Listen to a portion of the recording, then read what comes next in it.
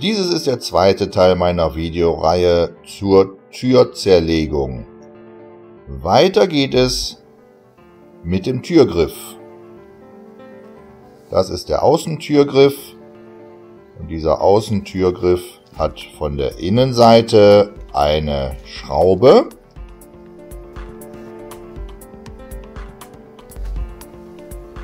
Diese Schraube muss man entfernen.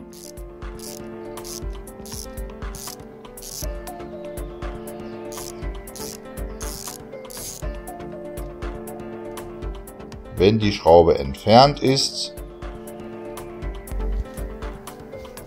greift man den Außentürgriff richtig am Griff und schiebt ihn in diese Richtung nach außen und versucht diesen Griff rauszuziehen. Das ist ein bisschen schwierig, aber mit ein bisschen Kraft und trotzdem mit viel Gefühl schafft man es. Man darf nur nicht zu stark daran ziehen, weil zum Ende hin gibt es einen Ruck und damit man den Bautenzug nicht abreißt, sollte man dieses mit viel Gefühl ausführen. Das ist jetzt das Türschloss. Zu sehen, was unter dem Türgriff ist. Da sieht man also diesen Bautenzug. Wenn man am Türgriff zieht, zeige ich euch jetzt, was dann passiert. Man zieht also an dem Griff, dann wird das Türschloss betätigt. Um diesen Bautenzug aushängen zu können, muss man einfach diese Lasche ein Stück nach vorne schieben, dann kann man diesen Bautenzug aushängen. Und dann kann man einen neuen Bautenzug einbauen oder diesen reparieren.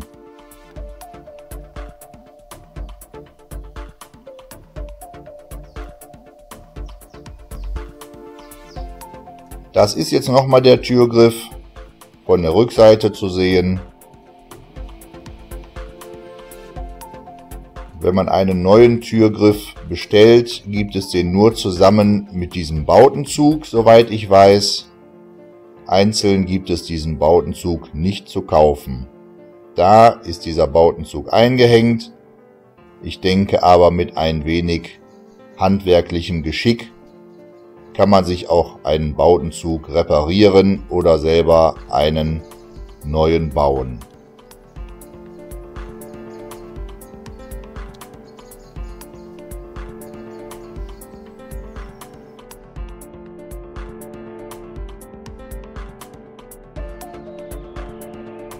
Das ist die obere Türdichtung von der Scheibe. Diese Türdichtung kann man ganz einfach nach oben hin abziehen und dann kann man diese komplett entnehmen.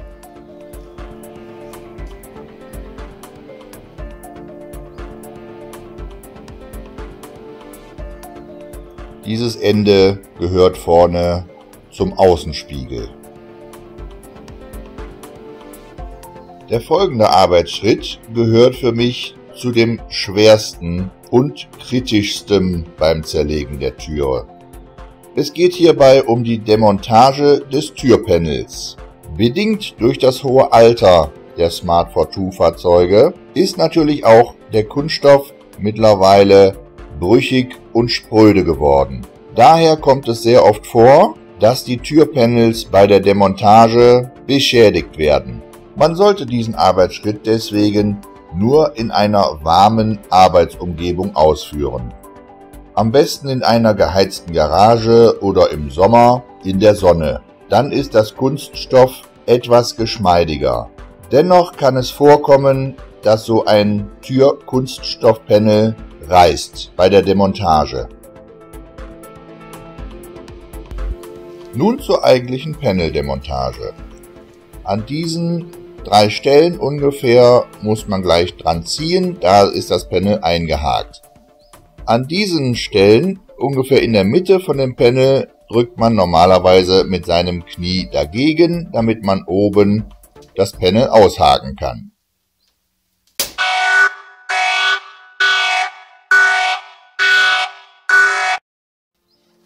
Und da ist es tatsächlich passiert.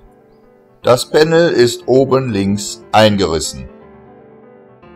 Obwohl das Panel eine Stunde lang vorher in der Sonne stand und gut aufgeheizt war, ist es trotzdem kaputt gegangen. Manchmal passiert das halt. Ich werde aber diese Gelegenheit nutzen und euch in einem anderen Video später zeigen, wie man so ein Kunststoffpanel durch Kunststoffschweißen reparieren kann. Ich zeige euch aber extra in diesem Video, dass mir das Panel kaputt gegangen ist, damit ihr diese Arbeit nicht unterschätzt.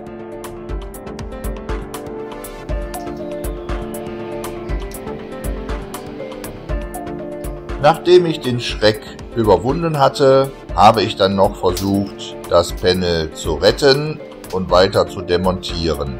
Leider hat das nicht funktioniert und es ist ein großes Stück aus dem Panel abgebrochen, weil das Panel weiter eingerissen ist. Ich habe die Tür dann auf den Boden gelegt, damit ich das Panel nach unten wegschieben kann.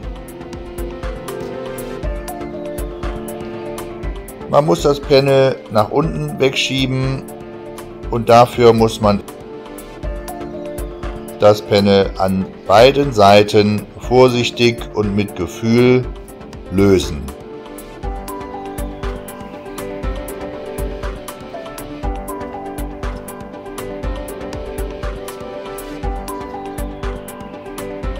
Man muss das Panel ein wenig nach vorne schieben und gleichzeitig nach unten schieben. Dann kann man das Panel komplett demontieren. So sieht das Panel von der anderen Seite aus. Leider ist dieses ja hier beschädigt. Wenn ich dir wieder mit meinem Video geholfen habe und du möchtest, dass ich weitere Videos produziere, dann abonniere bitte jetzt meinen Kanal und gib mir einen Daumen hoch. Bis zum nächsten Mal.